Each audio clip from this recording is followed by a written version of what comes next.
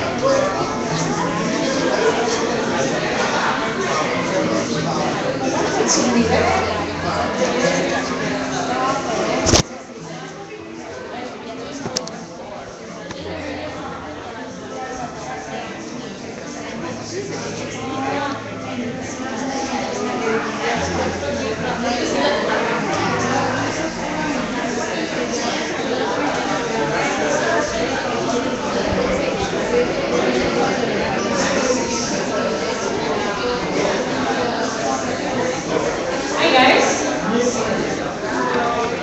Hello. Hi everybody. Welcome to the Co. Oh, so nice. Normally I say hi and nobody says hi. Well, welcome to the Co. This is a co-working space and I'm the community manager Zoe. What we normally have, why is the music so playing? Give me 1 second. What's supposed to happen?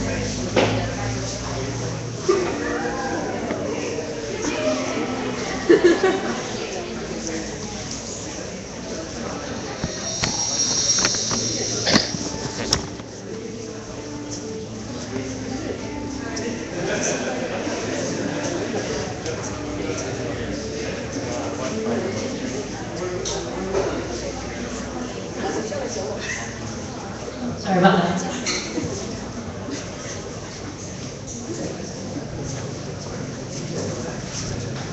Sorry, I'll start again.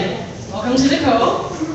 This is a co-working space, which means that we normally rent out individual desks to co-workers and entrepreneurs, but our main focus is that we're all about community.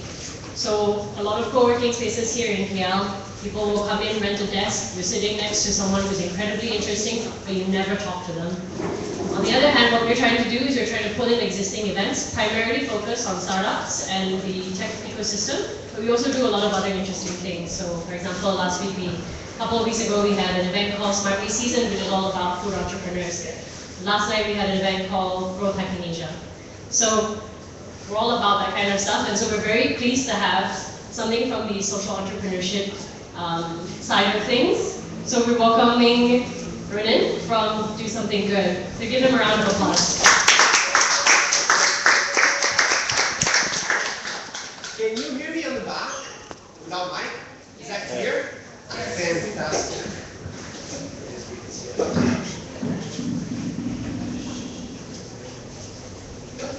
So the first time that I saw this scene in Matrix, who has seen this?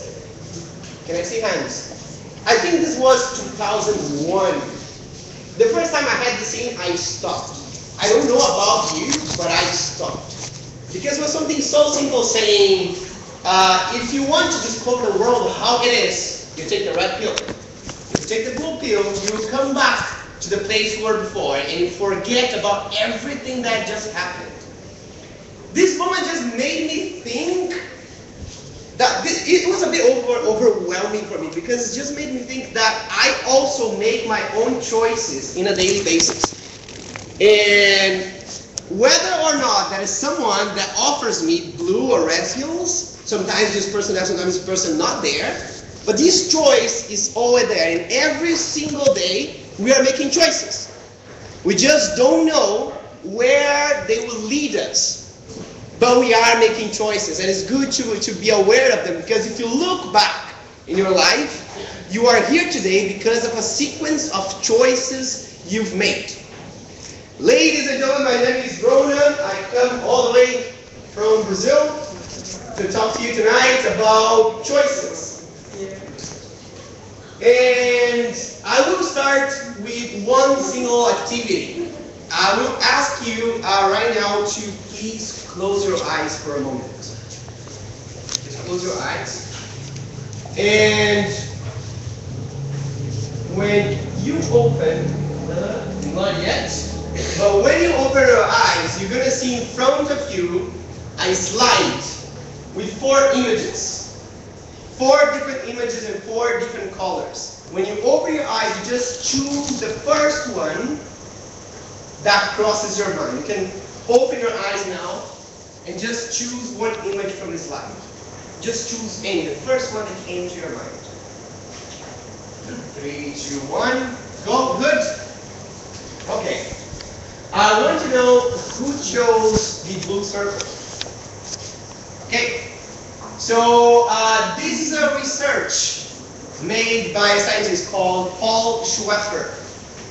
And it says that who chose intuitively the blue circle, it means that they're more creative people. It means they're more divergent.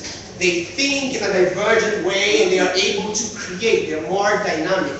Maybe sounds right with you, maybe not, but this is what the research says. Who chose the square? The square are more process-oriented. You're more adapted to problem solving. You have a process, you have a logic, and you can follow it in a straight line. You're more efficient. Who chose the triangle? So the triangle are more for, these people are more emotionally intelligent. They know how to deal with conflict. They know how to deal with pressure. When things get very tough, they know how to make their way through out of that. And I want to know who chose the arrow. Pay attention to these people. Who chose the arrow? The research says that these are the ones that have the tendency to be addicted to sex. Now, this research is fake. This is all fake data, so don't worry. This doesn't exist. The scientist doesn't exist. If you put your arm here, chose this, it makes sense maybe, but this is just some random images. What I want to tell you that sometimes we make random choices and we don't know what they mean. This is just some 4 random images, some 4 random piece of information, but this is how we face daily life. There's a lot of random things to choose. Just pick one. You open your eyes, you pick the first one, and it leads you somewhere in your life. So now I want you to make a real choice, the first real choice tonight, that I want you to choose someone else and make a pair with someone that you don't know here. So just stand up, choose someone you don't know, and sit together with this person.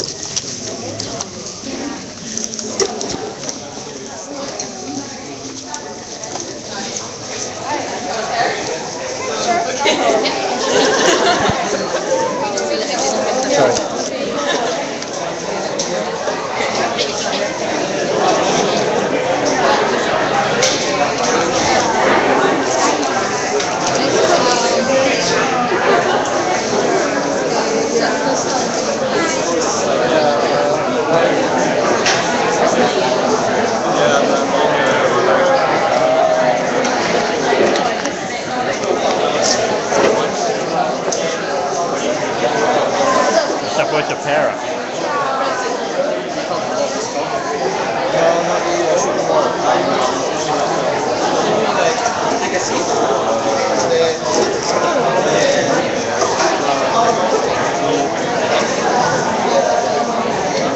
I haven't gotten the pair yet. Anything? Yeah. Just go to the front. Okay.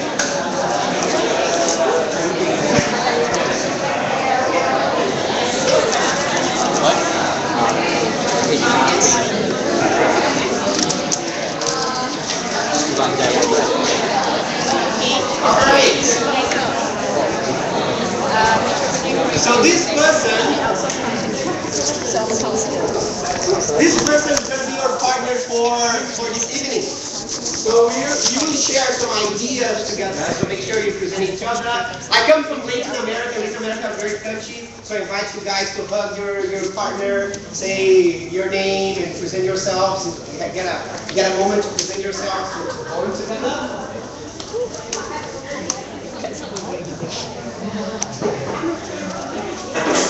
And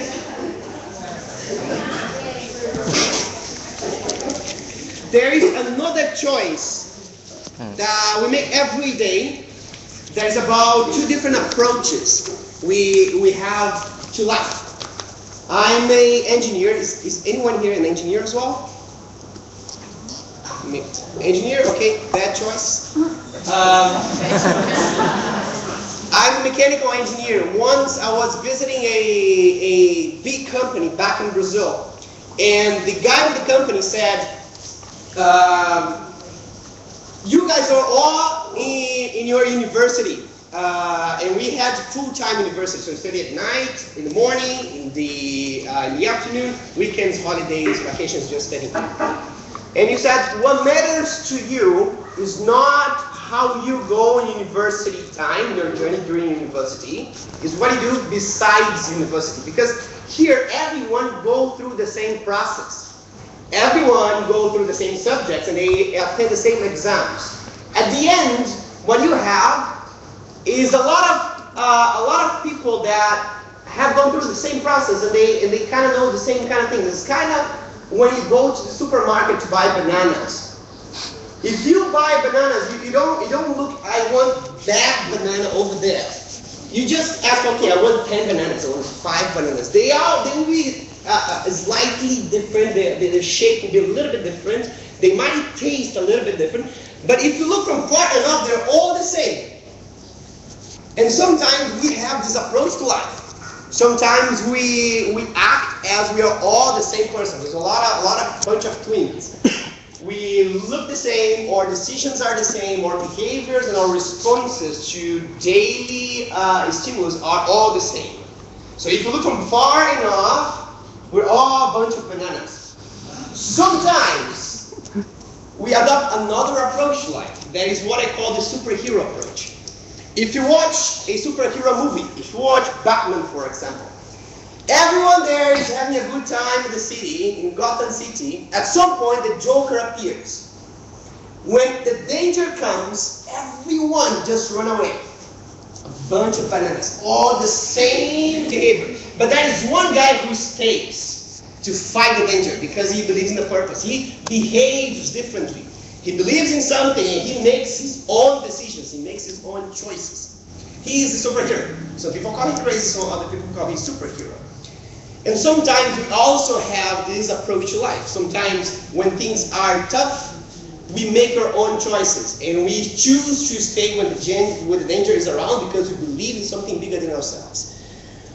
Most often, when you have a fight between the two, this one here wins most of the time because it's easier, right? I want to speak right now. I want to try to get I want to try to start my own business. Or I want to ask for that promotion. Or I want to try this and that challenge because it's just too difficult. I don't have time, I don't have money, I don't know how to do. This is your banana mode speaking. Sometimes you're brave enough to say, no, I'll just do otherwise. I'll make my own choice. And there's a quote from Nelson Mandela that says, may your choices reflect your hopes, not your fears. For me, this is very deep. Most of the time, the choices that we make are based on fears. I did this because I'm afraid that these will go wrong. I didn't try to start my own thing because I'm afraid that I won't have any safety. I don't know if I'm going to have a big solution, or I don't know if I'm going to have financial sustainability. I didn't want to try to talk that person, to make that content, to start that idea because I don't know if that's going to be wrong. So based on fear, we make a choice, and not based on hope. You don't say, most of the time you don't say, I made this decision because I hope this is going to work. I hope this is going to be like this and this and that. You make your choice because you say, I fear that this is going to happen, so I'll go this way. But most of the times, what's more valuable is when your hopes are your future for your choices and not your fears.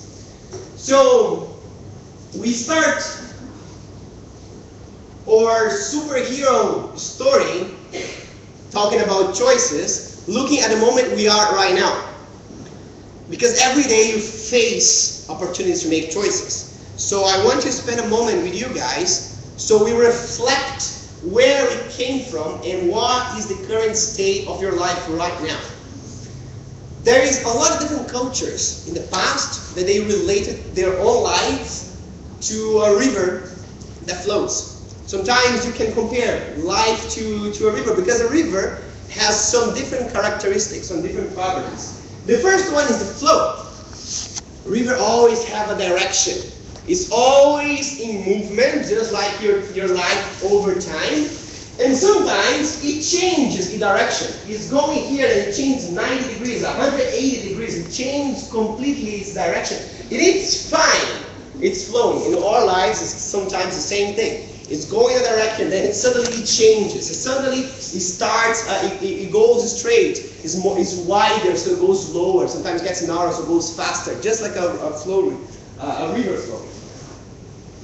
A river also has something that's called tributaries. That is, this contributions, external factors that make the river broader, make the river stronger. Sometimes you have influences. Sometimes you have external positive contributions that make your life stronger. Just like a river that has tributaries, making the river stronger. And sometimes rivers have rocks. They have roof waters. When things are very chaotic, it's very unsafe to stay in that part. And our life is just the same thing. Sometimes we have big problems and big challenges to face. That is like rocks trying to block the flow of the river. So we will do an exercise called the River of Life. And I want you, in a piece of paper with a pen, to represent your life as a river. So this is how it's going to work. You draw a river that represents your life. And you use these three characteristics. So you will design the flow. How is the river? Does it change direction? Does it get narrow so it goes faster? Does it get wider so it gets slower? How does it compare to the story of your own life up until now? Since you were born up until now. The tributaries, what were the positive experiences you had and the positive influences, other people, other experiences, things you faced that contributed in a positive way to the person you are now. So put the tributaries there as well. And also, roof waters. What were the difficult challenges you have faced so far? Where are the rocks? And what are the rocks that you have faced so far that made who you are today? So I want you to take a moment. We will have 7 minutes for that. And you draw on a sheet of paper this river that represents your life. Just be comfortable and be as self-disclosing as you feel comfortable with. And later on, you share this with your partner. Okay? So in these next 7 minutes, try to draw your river. And you have challenges, and I'm very tough person. Or I'm in a very straight direction. I'm going somewhere that I think I know where I'm going. Or other conclusions that just came to your mind when you were sharing it. And then your partner will tell you what the insights I gained about you are this and this and that. So please spend 10 minutes between you guys in a dynamic conversation. I won't divide one partner and the other. Just have a dynamic conversation around these three questions. And the amount of experiences that were shared, the amount of challenges or positive influences, and all these things that you have gone through, the directions that were changed, and all the amount of knowledge and wisdom that was just shared with you. This is amazing. So this is very grounding because it puts you in your current state. So this is where I came from. And because of all these choices that I made, I'm right here, right now at this moment in this state. So now where to go next? What are the directions that are available and what are the choices that we can make right now if you are aware of them? if I present you the red pill and the blue pill, what do you want to pick? To talk about that, I don't want to only present the different choices and different directions that we have, but you also have a time frame. We won't live of more far than 100, 200 years. We have a time frame to make choices and to do whatever we want to do in life. So this is a very interesting infographic. You see, when you are born, there is a rough estimate that tells you that you're going to live more or less 78 years. But all of these, you spend 1/3 sleeping. And you spend some more 3.5 years studying in books and school and stuff. And when you are at your job, at company, you spend 10.5 years. All this life expectancy, all this lifetime. There's some time that you spend in the traffic, or commuting, or on the LRT, and sometimes here in Kuala Lumpur is way more than 1 year. But in your whole life, it's going to be around 1 year. And then there are things that you do every single day. You brush your teeth, you sit on the toilet, and all these things, they spend 2.5 years sitting on the toilet, having showers, you know, brushing your teeth. If I have too much nasa lemak, maybe it's a little bit more. And just sitting on the table, eating and drinking, spends more 4 years. Just drinking, sitting. And then you have your shopping runs. You go to Meat Valley, or you go to buy stuff online, Amazon, and all this shopping activity spends more 2.5 years. 6 years is just for cooking, taking care of your backyard, your house, cleaning your house, and all these things. 1.5 is just taking care of kids or people you love. And then Facebook, Twitter, Instagram, internet, watching television, this spend a whole 9 years of your life. And all these things, they leave you in 9 years for yourself. 9 years to spend with people you love. 9 years to see the world.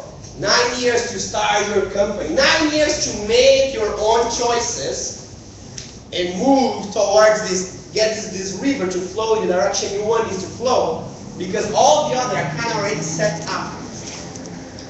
So if you don't have all the time in the world, if you have 9 years for yourself, you might as well be wise with your choice. You might as well think of them a little bit. You might as well prioritize different things you want so you can pick what is more important to you. And for that,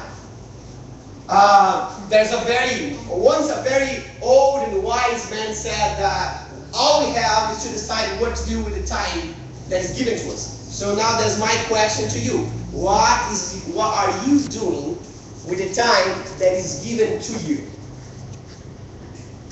There is one man that can help us to make these choices in a more aware, in a better way. I don't know if you know who is Warren Buffett. Does anyone know who Warren Buffett is? Who is this guy?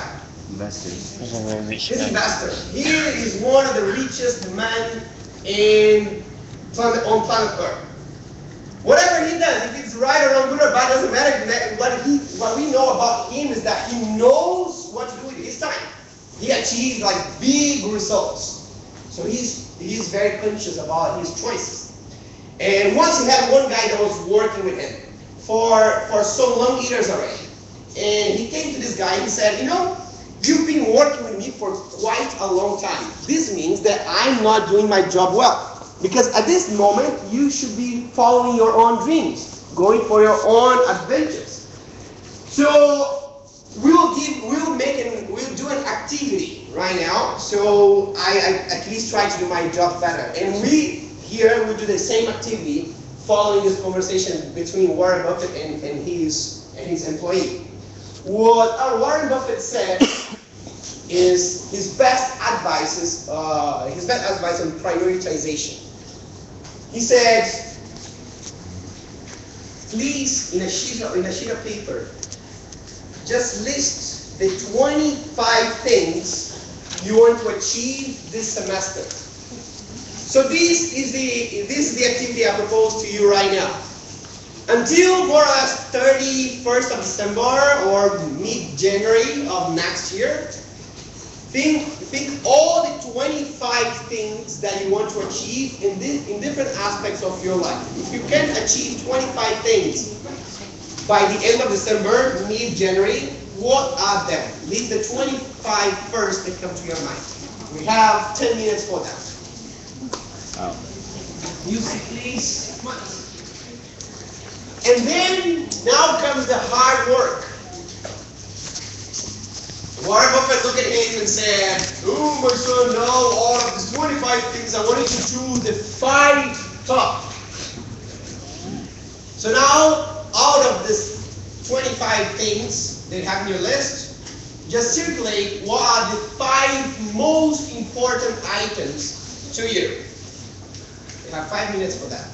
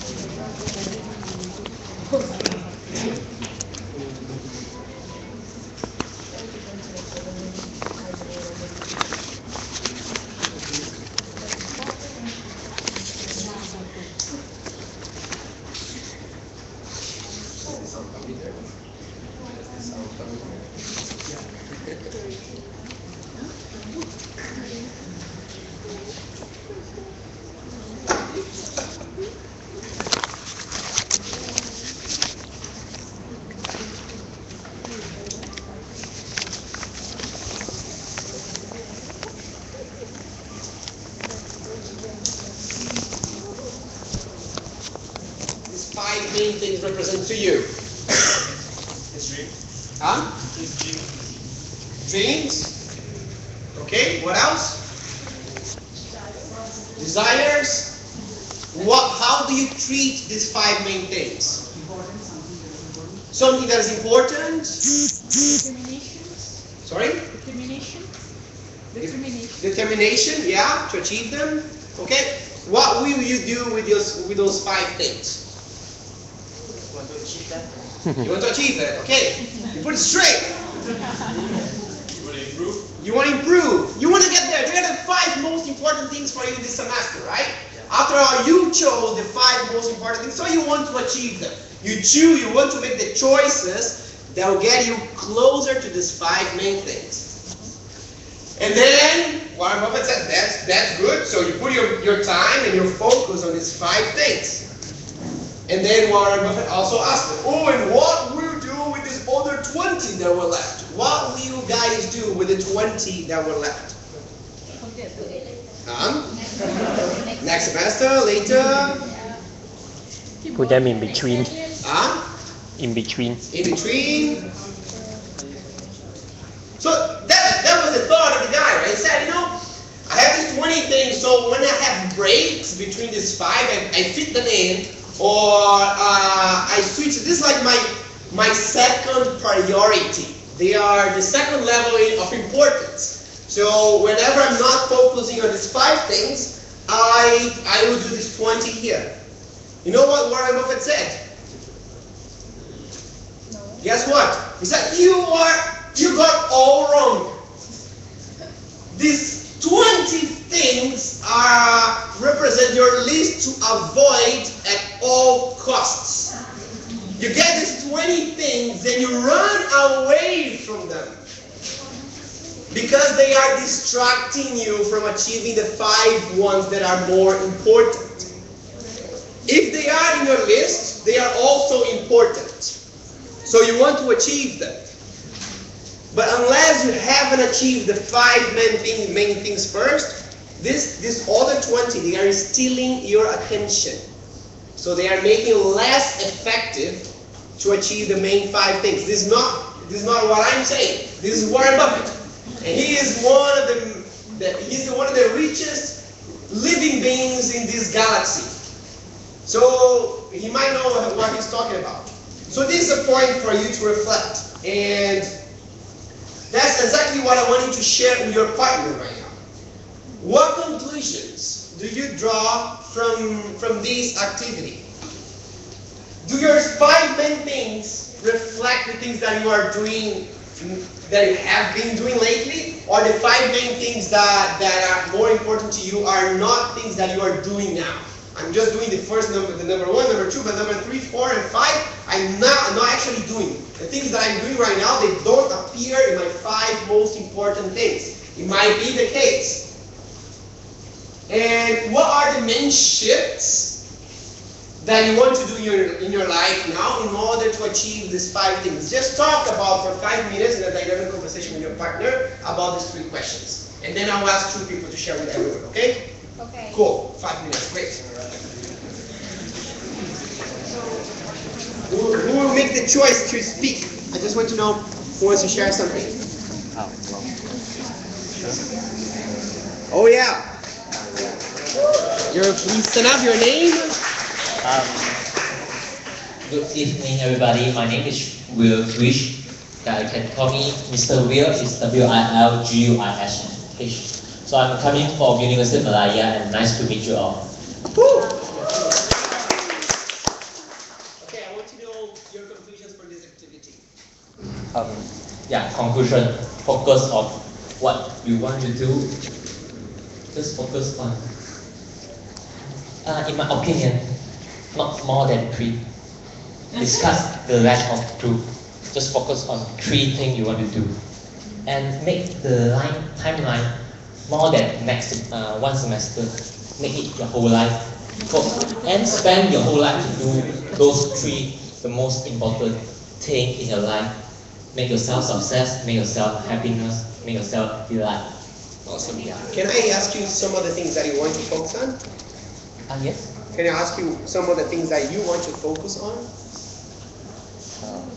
Actually, start from the beginning, I only write down 3. The first is to have a startup. Startup. It's like have kids for yourself, but not born by yourself. Okay. I wish to have a startup, a company that can serve the world. And the second, to find a life partner. A life partner that understand you, who you can trust. All right. Who you can speak all the things. And until the end of life, you will just go with your. I think we got a lot of dates this evening. And the third is study. I think somebody just stopped learning since they going into work. I mean, studying is like learning from everything, every courses, every person that you meet in the life. You can learn something from them, and there's a valuable for you that will make you stronger, make you better, and make you higher. Bring you higher. This was a bold sharing. Give this guy a round of applause. Okay, someone else that wants to share? Please. Your name? Hi, my name is Angel. Angel Go, and good evening. I have top 5 things that I want to do, and I realize that there's so much distraction going on in my life. Like I want to do this and that, and I also want to do the rest of the things that I want to do, which makes me go in confusing state sometimes. And I think this is a good reference that I can use to remind myself to keep focused on this top 5, which is to score more than 3.5 in my coming exam. And to help my mom with her work, because she's like really hardworking, and she keeps thinking about work, and even if it's a public holiday, she doesn't want to stop working. And if I ask her to stop, she will move on with housework instead of corporate stuff.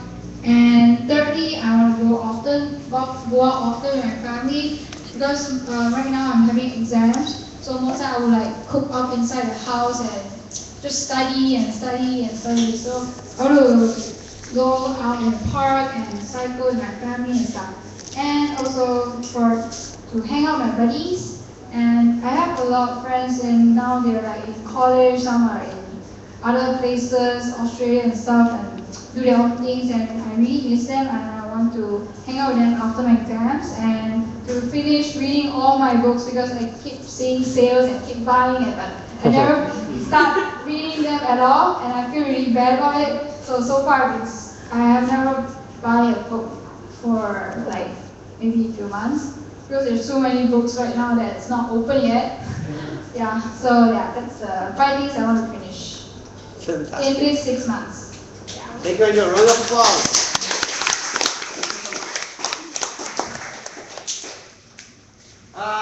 Some of the things that I do, just my personal practice.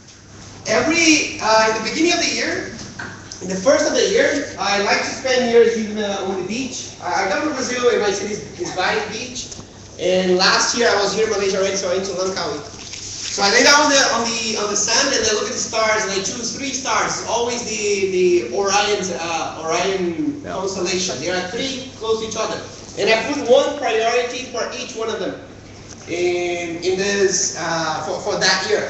So I remember that for this year. I put 3 main priorities for my free time. So out of the office, the first one was about music. I used to play in a band, and I stopped playing for a long time. So now I brought my guitar from Brazil and I'm playing again. Second one is about training and speaking. What I'm doing with you guys right here, right now. Something that really empowers and gives me energy. I want to keep doing, improving this.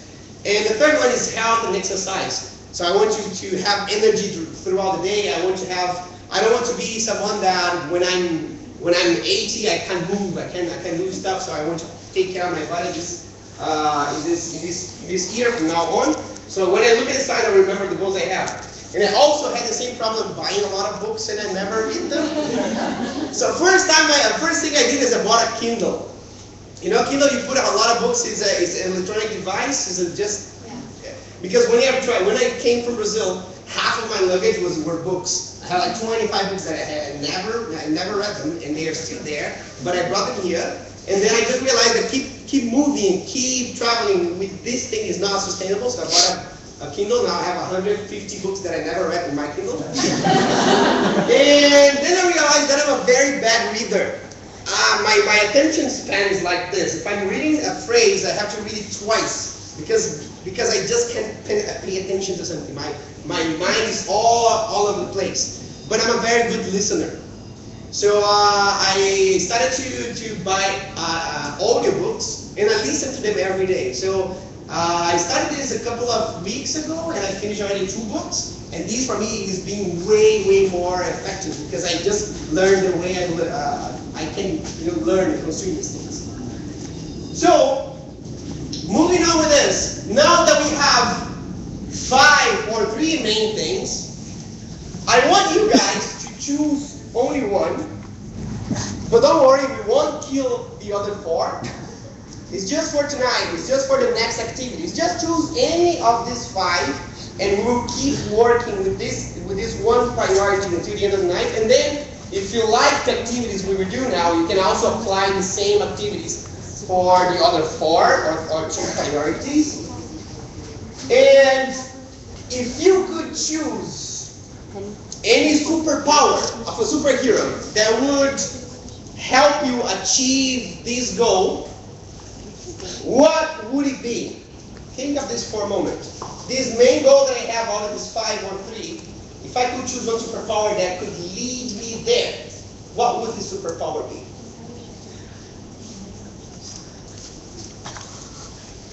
Most of the times, there is a fundamental problem with setting goals. So I have 5 priorities. Now I choose one, I will set a goal for this priority. So I know what I want to achieve by the end of this year. But there is a problem with goal setting. The problem with goal setting is that we never achieve the goals we set for ourselves. Basically, that I buy a book, I want to read this book in three weeks. I never achieve this because it's just a goal that's difficult for me to achieve. And maybe 80% of people don't achieve the goals that they set for themselves. Why? This is my question. Why are goals sometimes so hard to achieve? And I want to hear from you guys. Why do you think it's sometimes just complicated to achieve goals you set for yourself? Procrastination. Procrastination. That is true. You lose enthusiasm. You lose enthusiasm sometimes. Okay, that doesn't matter anymore. Self-doubt. Self-doubt. You don't know if you can actually. Pessimist. Yeah, I'm a pessimist, so just don't put energy there. Lose focus. You lose focus, you have too many things distracting you, right? There is one way, though, to change your approach to goal setting that can completely change the game. Pay attention to these guys. This is a secret from geniuses that change the world, that I'm bringing you, that can make your life easier right now. So this guy is called Steve Jobs, and he said, most of my personal effectiveness is devoted to my ability of creating and following behavioral goals. Interesting. This guy was called Einstein. He said, I don't focus on what I can't control. I solve complex problems and make difficult decisions by setting behavioral goals that only involve internal variables. And Uncle Ben said once, what makes a true hero is not a power, but his behavior. Now, are these quotes true? No, I made them up. But, you all believe this. Now that I have your attention, they could be true. Because this point of behavior is what changed the game between achieving a goal and not achieving it. Usually, when we set goals for ourselves, they're called outcome goals. Just take a look at this and see if it sounds familiar. Sometimes your goals focus on the results. So they look like sales. I want to just close 5 deals a month. Or if I want to lose weight, my goal would be to lose 5 pounds in 2 months. I have some numbers, it's very clear, I have a timeline. Sometimes our goals look like this, but the problem is that a part of them is out of control. So you see, if I want to close 5 clients, 5 deals a month, this not only depends, this doesn't depend only on myself. There's also the other part. There's also the guy that has to agree with this, so I can close these deals. If there are parts of my goal that I can't control, it's easier for me to give up. It's easier for me to become frustrated because it's just outside of my control. It's easier for me to have a pessimist approach to it. So there's this different approach that is called behavioral goal. You're basically focusing on the behavior that makes you achieve that goal.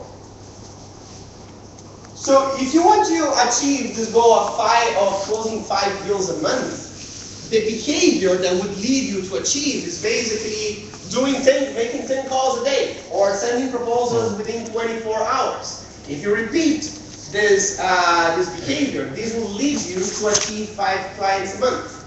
Or instead of losing 5 pounds in 2 months, you say that you have 30 minutes of cardio a week, 3 times a week, and reduce carbs in 50%. So all of these things are within your control. Everything here, you can choose to do or not to do them. That leads you to more engagement with your own goals. So your question to set this kind of goal is, what is the behavior of that person who already achieved this goal that I want to achieve? So here's an example. So for example, this is me in the present. And let's say that I work with sales. And in my opinion right now, my sales performance is weak. I'm not achieving everything I want to achieve. So I want to improve, and the goal I set for myself is closing 5 deals a month, just what I just showed you. This is the outcome goal. Some parts of this goal I can't control, so it's easier for me to give up. The way I think to set goals, set behavioral goals is, I think of myself in the future. So that will be a myself in the future who already achieves this closing 5 deals a month. So I will think, me in the future, with all this good performance, what are the behaviors that I have that made me achieve this goal? So this behavior is what I meant to do. I make 10 calls a day, I send proposals within 24 hours, and I do 3 hours of research before any meeting. And this same framework works for everything. I want to start my company and have 100,000 of revenue a month. So this is the outcome goal. But if I, in the future, already achieved it, what are the behaviors that I have that led me to achieve this? So I connect myself with people that are in the market that I want to attack. I did some specific trainings. I studied this amount. I get in touch with information in the beginning of the day, and all these things that you repeat that are behaviors that lead you to achieve this goal. So next time you set a goal, you don't set an outcome goal. If you set a behavioral goal, it's easier for you to achieve it. So instead of reading one book in 1 month, I can say that I will spend the first 30 minutes a day or the last 30 minutes of my day reading. And then I read a certain amount of pages, and I get to this book eventually. And if there is one behavior that leads you to achieve results, what if you put that behavior and you repeat it? It becomes a habit. And there's this phrase that says that what we do, the excellence, is not an act but a habit, because it's what we do all the time, over and over again. And a habit is nothing more than behaviors in autopilot. So there's that behavior that leads you to achieve a goal. When you put this to work in autopilot, every time you do it, every day you do it, you're getting closer and closer to the goal that you set for yourself. So what I want to show you some habits of all the people that they apply as a superpower to achieve their own goals. So this guy is Richard Branson. He's the founder of Virgin Group. So he has more or less 200 something companies. And one of the habits that he has, one of the behaviors that he repeats over and over to achieve results, is as simple as moving. When he wants to generate ideas, he doesn't sit and think. He moves. When he's brainstorming with his team, they are walking, because when you're walking, you are putting oxygen in your brain, so it's easier to think. So this is what he does. He has to generate ideas, he gets up and starts moving. This is one habit that he repeats over and over that gets him to achieve results. This is my partner. He's the CEO of this small shoe company called Nike. I don't know if you've heard of it. He has a habit that when he has a notebook, he always uses one page to take notes of what he has to do, of ideas, and the other page is just for doodling, just for drawing stuff. Why is that? Because when you are listening and thinking, you are using the left side of your brain. It's more logical, more process-oriented. When you are drawing, you're using the right side of the brain. There's more creative. So in this way, he's stimulating his brain in a whole way so he can perform better. Oh, I did something here. Okay. Now we have Ariana Huffington. Her habit is to meditate. So every day she meditates and she takes power naps to calm down her mind so she can focus in one task at hand. This is Warren Buffett again, and his habit is to have a specific time of the day to just read and think. This is the way his mind operates. Sometimes in the afternoon he just sits somewhere, he reads a little bit, and then he just thinks. This is the way he solves his problem. This is the habit that generates results for him. And this is Elon Musk, the guy that is that builds an electric car and that is trying to get people to space. his habit is focused on brainstorming on principles of things. So if they are trying to solve a problem around cars, for example, or around bikes, he will get to the principle of that matter. So they won't brainstorm on how to make a better car.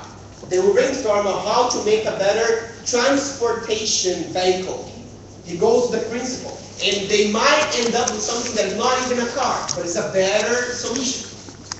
So it's another habit that he has that he repeats over and over that leads him to achieve results. Now I want you to do something that is similar to this. So you have this one goal. Out of these 5 priorities, you have one priority and you set a behavioral goal for this priority. Let's say that I want to lose weight, for example. This is one of my top 5 things. If this is, I would choose a behavioral goal, which is taking a 30-minute walk 3 times a week, or reducing the amount of carbs by 30% every single day, for example. And I will set the same goals. What are the habits that myself in the future, who already achieved this goal, what are the habits that I have to have achieved these goals? And you will choose one habit to be your superpower, and we will keep working with this habit afterwards. But right now, just choose one goal and set the habits that will lead you to choose this one goal. You have 3 minutes in one thing. So by this time, you must have one or a couple of habits that you say, if I do this, if I have these habits, I will achieve this goal by December or by January. That's the state we must have right now. Now we're going to have one habit, one main habit, and we will call it superpower. And now there's some principles that makes it easier to build a habit. How do we build a habit and how do we change a bad habit? There are some hacks that makes this thing easier. I call them building habits on steroids. These are 5 tips. If you want to build a habit, these are 5 tips that makes it easier. The first one is called floss 1 tooth a day. It doesn't mean that if you want to read books in 1 month, you have to start flossing. That's not what I mean. What I mean is that you have to start really small. So if you want to get the habit of flossing before sleeping, you want to put the goal for yourself, I will floss all my teeth. I will just floss 1 tooth. This is scientific. So when you go there, as you have already done one, you might as well complete the job. So this is how it works in your brain. So make this habit something very, very small. So if I want to start writing a book, I won't say I will start writing 10 pages a day. I will start writing 5 minutes a day. Or if I want to get a better shape in my body, I won't start working out 1 hour every single day. I may just do some 5 push-ups every single day. I'm starting very small. Or if I want to start meditating, I won't set the goal for it to be 20 minutes a day. Just 3 minutes. And then, after 2 weeks, I will come back to this and see if this is working. If you set for yourself, I start doing 50 push-ups a day, or I will meditate twice a day, 1 hour in each time. Most probably, in 3 ways you're done. Most probably you will quit because this is too big. The habits don't, your brain doesn't work. So you start very small, and then you keep it for 2 weeks. After 2 weeks, you look back and you say, did I keep it? If I kept it, it means that I can increase now. So from 5 push-ups, I go to 7 push-ups. If I didn't keep it, it's maybe because it was too big. So I make it even smaller and start over. Second tip is gym clothes besides the bed. What I mean by this? I mean, make it very easy. So if you want to go to the gym every day in the morning, and you have to wake up and you go to the toilet, and then you find the towel, and then you get your water bottle, and then you go find your clothes, and then you go somewhere. There's always a lot of processes for you to get there. What happens most likely is that you just don't go. But if you make this thing easier, you're more likely to follow. So when you wake up, Your gym clothes is already beside the bed. You just put them on. You're halfway there. So you make this habit easier to be built. And if what you're trying to do is changing a bad habit instead of creating a new habit, you do this bad habit, you make it become more difficult. So there's a guy that I had an opportunity to talk. He's called Tom Chi. Tom Chi is the guy who invented Google Glass. And he said, I got a bad habit of smoking. Every time when I get home, I go to the balcony and I smoke. And I wanted to quit smoking. So what I did, I made this habit become more difficult. I put the couch in front of the balcony. So whenever I get home, I have to push the couch and go to the balcony if I want to smoke. So my brain thinks, do you really want to do this? Do you really want to push the couch and go to the balcony so you can smoke? It's more difficult. This is the way he quit smoking. Number 3, as often as showering. And I suppose that you shower once a day. So what I mean by this is apply this habit in a daily basis. Set a reminder in your phone so you can remember, okay, I want to, my habit would be start meditating or put one extra vegetable in my meal every single day. So I will put something to remind myself in the first days. Or I want to start writing 5 minutes every day after I wake up. So then I will put an alarm clock saying, remember to write 5 minutes before breakfast. And set yourself 2-day limit. This is just like showering. You know, if you don't shower today, it's like, but it's still okay. People around you will still feel okay. If you don't shower for 2 days, then things got maybe a bit more difficult, you know? A habit is exactly the same thing. If you didn't do this for 1 day, okay, I want to start writing every single day, 5 minutes a day, and today I didn't write, okay, I won't kill myself doing this. If I didn't write 2 days in a row, then I kill myself. You know, this is, I don't want to go further than 2 days limit, because then I lose the track of what I'm doing. If I lost 2 days, then it's a point for me to think, why did I lose today? Maybe it's too big, maybe it's too difficult. So I make it easier, I make it smaller. So I make my brain works with me, not against me. Number 4, post it on Facebook. I'm not saying for you guys to post everything, okay, I'm trying to have shower once a day. That's my habit, so I'll post it on Facebook. No, what I mean is have accountability system. Have something or someone that you can report to. Because this is the way our brain works. When you have accountability, it's easier for you to commit. So this might be journaling. Journaling is an activity where you have a pen and a sheet of paper, and you just write whatever is on top of your head. You don't think, you just, put the pen in contact with the paper and just write non-stop. So journaling about this experience of building a habit. So you wake up every day or before going to bed, you just have 2 minutes and you write, okay, today I'm trying to build this habit. It's been difficult, or today is easier, or I didn't feel like doing it, but I still did it. You report to yourself how you are going, and this is one way to increase your accountability, your commitment. There are other people that they make some agreements. So you have a habit, and I have a habit. I want to start going to the gym. I want to start doing push-ups, and you want to start meditating, for example.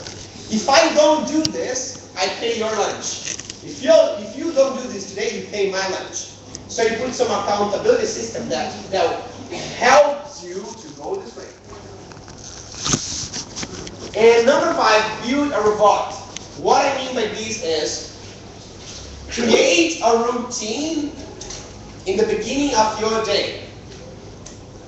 This is why you see that sometimes you might have heard that Steve Jobs only had black t-shirts, and Obama only has blue t-shirts, so that they don't need to make decisions in what they're gonna dress that day. Why is that important?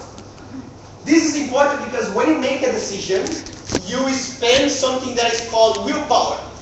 Willpower is your ability to make decisions. And you run out of this thing every single day. So at some point, if you made too many decisions in a day, you just can't make decisions anymore. You just run out of willpower. And for you to recover willpower, you have to either meditate or sleep.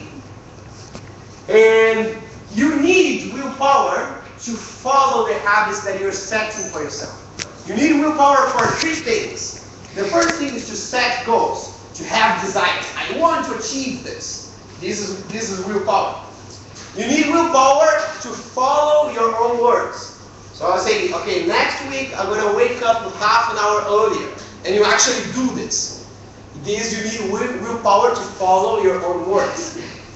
And the third thing that you need willpower for is to resist temptations. I won't eat that chocolate, or I won't be rude to someone that didn't have the right approach to myself. If you can resist temptations, you need willpower for this. So if you make decisions that don't matter, you run out of this thing.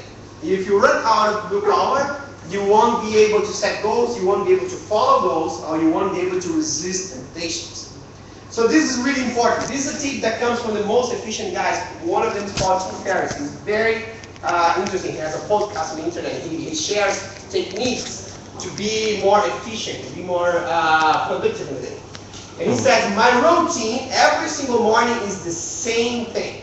I wake up, I brush my teeth, I have a glass of water, I meditate, I do this and this and that, I have my breakfast is also the same, and I do all the same things. This is the time that I dress, this is the time I get my car, I go to my office, and all these things, I repeat them in the beginning of the morning, in the beginning of the day, because this saves willpower for more important decisions that I have to make.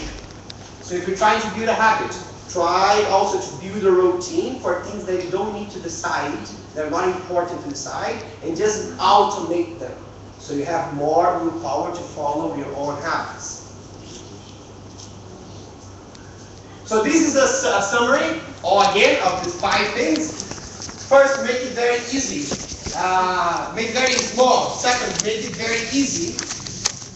Third, make it daily. 4, have an accountability system. And 5, save willpower. Create routines of things that you don't need to decide. And now, with this habit that I just chose, we're going to do the same thing. So now let's create a plan. Let's make an experiment and see if you guys can develop this habit and make it effortless in 3 weeks. So this is my proposal to you. You have something, you design something like this on your sheet of paper, and you will write the habit you have, how you make it small, how you make it easy, reminders or triggers that you set for yourself, and your accountability system. So one example is this. The habit that I want to build is making 10 calls a day. This is still too big. So I will start making 1 call every morning. This is small enough. I'll also make it easy. So I just use contacts of people that I already met because it's easier for me to approach them. I will also set a reminder, so there will be an alarm clock on my phone every day, 10 a.m. saying this is the time for me to call someone that you already met, so I don't forget this. And my accountability system will be, I will pay my coworkers lunch in the days that I don't do it. So this is just an example for you to follow with your habit that you just chose. That will make it easier for you to build this habit. So we have 5 minutes to build this plan, and then we move on. Okay, we can start this, and you can also, that's important to you. And you can do the same thing for the other priorities and the other goals you have. Now, it all comes to what you do next. So let's say that from here, from this point, tonight, Thursday night, you get a car and you drive to Penang because you want to go to the Georgetown Festival this time this weekend, I guess. You don't need to see all the way from here to Penang while you're here. You just need to see, if you're driving at night, you just need to see the next 200 meters in front of you. So if you have a GPS in your car, this GPS can give you 3 kinds of information. The first one is you got into your car and your GPS says, please head north. This wouldn't be too useful because you wouldn't know what road to take, where to turn to the right, where to turn to the left. It's just telling you to go to the north. So the second thing that a GPS would say is turn to the right, then after 500 meters turn to the left, and then you go zigzag as a roundabout, and then you go turn to the right again. It's also too much information. You don't need to know all these things. By the end of the information, you already forgot what you need to do right now. The most efficient way your GPS can instruct you is saying, turn to the right, period. That's the only thing you're focusing right now. When you turn to the right, then it says, okay, go straight for 500 meters. When you finish, it says, turn to your left. And just the immediate next action is what it gives you, and this is how you focus the way you drive. And that's the most efficient way to go about any goal you have, whether it is going from here to Penang or changing your life in any specific way. This is exactly what I want you to choose, what I want you to think about right now. Instead of thinking of how you achieve that goal that is there for December, January, or for the rest of my life, think of the next immediate action that you have to take at this right moment that will take you, that is like turning to the right, turning to the left. After you're done with this, then you figure out what the next step is. This is always the way the superheroes approach their own goals. They're not thinking of what will come next. They're not thinking what will come in the future. Just focus on the next immediate action. So we will need markers for everyone. Do we have markers for everyone? So what we will do is think of one next action that you have to make in order to go towards this goal, and write down your forearm. And this action, on your hand, in the back of your hand, and this action you have to take before it rubs out. Something that you have to accomplish before it rubs out. This will be your 200 meters that you see on the diagram. Just share something, share some ideas with your partner, and in 3 minutes, write something in your arm that you will achieve by the time it rubs out. Before we can start now, 3 minutes for you to think of something. With one person to share, one arm.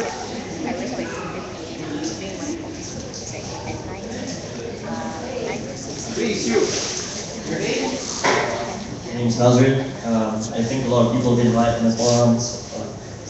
So my next step is to research dictionary creation models. That's because the thing I want to do is create a dictionary for my dialect. I'm from Sarawak and Borneo, and the Malay there is quite different. Yeah, so there's no dictionary. So at first I thought I would consult a developer to make the backend for the dictionary, but I don't even know shit about making dictionaries. So it's quite big, so I have to do it now. Let's go.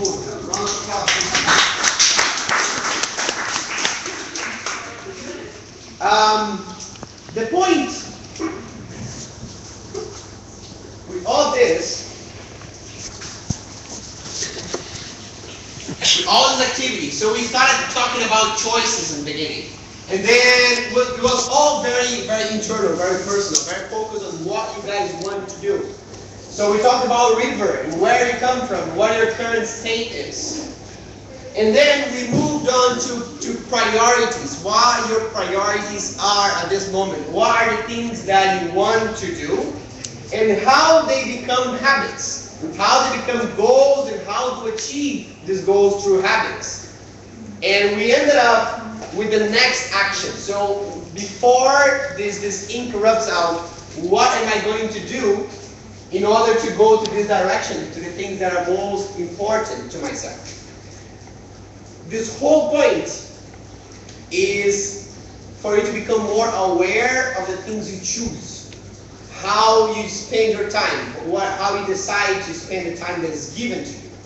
And there are so many things you can do, from investing in your own career to contributing to society. So the last thing that I want you to think about is, if you could choose the last choice, if you could choose one thing to say to the whole world, you had one only thing to say to the whole world, what would it be? Think of this for a second. Be happy. What else?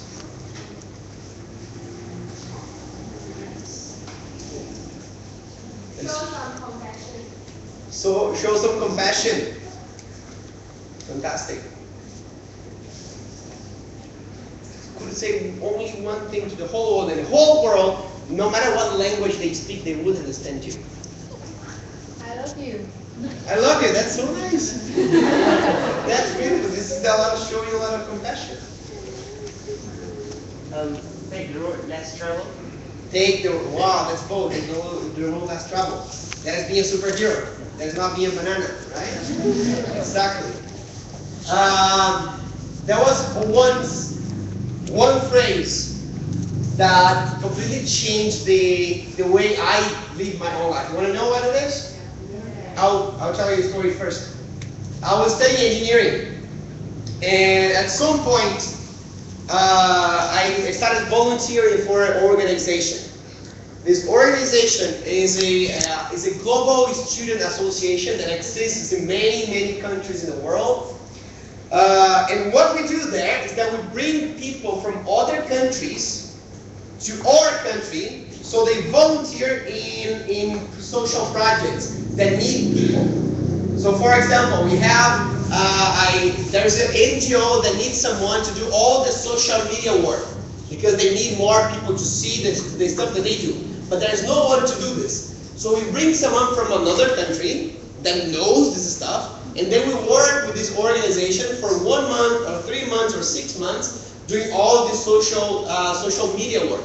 So when they leave, this organization here is way better and they know how to deal with this thing now. And this young person that came to this NGO went to another country.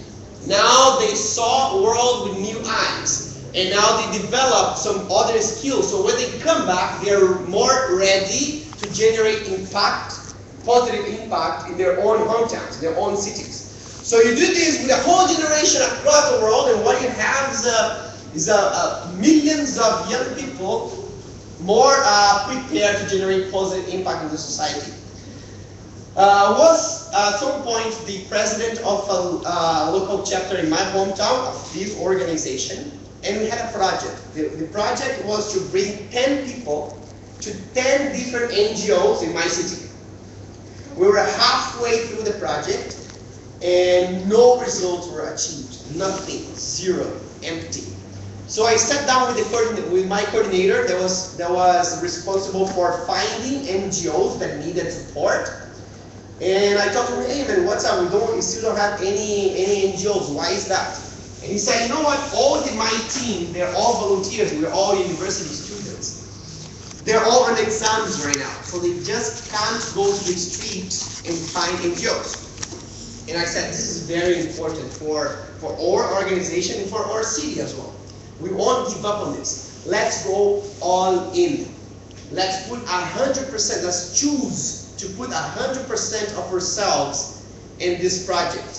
So let's get everyone from our committee. If they work with finance, if they work with HR, if they work with communication, doesn't matter. We put everyone in the street to find NGOs because this is the most important immediate next step that we need right now. And this is what we did. So I went to the streets myself to find NGOs. And we found this one that was very interesting. It was an NGO that offered special education for children with special needs. In Brazil, there are mainly two reasons why a child would have special needs of education. The first one is bad nutrition. They didn't have the food they needed for their brains to develop in a healthy way. And the second one is trauma that comes from any kind of violence. And this happens usually in communities, in poor communities, that are exactly the families that can't afford special schools. So what happens is that these children study in the normal school and they can't learn, they can't progress. And they become part of figures of violence in the future. So this NGO provided this special education for free for all families that couldn't afford. This was beautiful, but they were about to close because they depended on companies. And these companies that sponsored them stopped sponsoring them anymore. So they were about to close. And we said, What you do is fantastic. We will solve this. We will bring someone in here that works with fundraising. And we found a Chinese girl. She was an expert in fundraising. And she came to Brazil, and she stayed there for 3 months. She didn't speak a word in Portuguese when she got there. But she was so passionate about it that in 3 months, she learned Portuguese. She made partnerships between these NGOs and companies in my city. And she raised herself $5,000, which in Brazil is a lot, for this NGO. So this NGO could not even start working again, as they could expand their operations. They could offer special education to even more children. So this was beautiful, just because of something we were doing. A lot of time later, a lot of months in the end of the same year, I was about to move to another country, which was Paraguay. I was bringing this organization to a new country that didn't exist there. And before this, I had a family reunion. So my mom comes from a very, very simple family. She's the oldest of 7. So she gathered all my uncles and my aunts, so it's a big family. And I have one cousin that is called Leticia. Leticia was born very healthy. But when she was just a few months old, she saw her dad beating up her mom in front of her eyes. And this was a very difficult situation. So she developed a trauma, and she had special needs of education. But again, it was a very simple family. They couldn't afford a special school. So Leticia ended up studying in the public system. Result, she was 15, and she was studying with 7-year-old children. So imagine we're all 7-year-old here, and there's one that is 15. This is a person who stays in the corner because it's different. So she didn't have any friends. She didn't have any progress. She knew that every single year, her roommates, her classmates would change, and she would stay in the same class. And she didn't have any perspective of future because she couldn't have a profession. She wasn't learning anything. So at the end of the year, I met my aunt in this family reunion, and I asked her, how is Leticia doing? Is she finding a way to progress? I said, I don't know how it's going to end up. You close your eyes, you open, you have 4 images here, you choose one. When you choose one, you put 100% of yourself in that thing. When you make a choice, whatever it is, following your goals, volunteering for an organization, building your own initiative, building your own career, whatever it is, if you put 100% of yourself, you increase the possibility of other people to be impacted in a positive way throughout what you do. So if I had only one thing to tell to the whole world, and everyone could understand me, it would be, it doesn't matter what you do, go all in. Guys, it was a very good evening. I put here my contact if you want to keep in touch with me. I want to keep this conversation.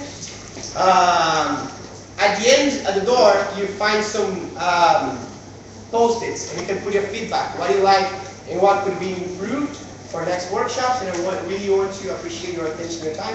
Thank you very much.